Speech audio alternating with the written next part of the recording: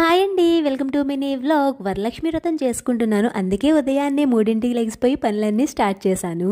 పూజకు కావాల్సినవన్నీ లైన్ గా ఒక్కొక్కటి టకటకామని ప్రిపేర్ చేస్తుంటే ఆ సౌండ్స్ కి మా హస్బెండ్ లేచి నన్ను చూశారు.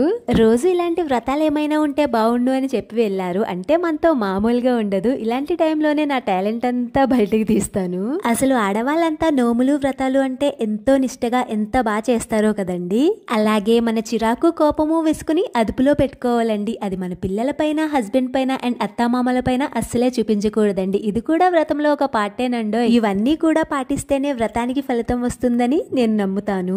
మరి మన చిరాకు ఎలా పోతుంది అనుకుంటున్నారా? నేను ఒకటి చెప్పనా, ఓన్లీ పండగల్లో తప్ప మిగిలిన రోజుల్లో మన హస్బెండ్ మీద ఎలా పడితే అలా చూపించవచ్చు. నేనేదో సరదాగా అంటున్నాను, పతియే ప్రత్యక్ష దైవం అండి. దైవాన్ని ఎప్పుడు బాధ పెట్టకూడదండి. నాకైతే మా మమ్మీ చాలా హెల్ప్ చేస్తుంది. గారెలు బూరెలు అద్దరు కొట్టేసింది అసలు.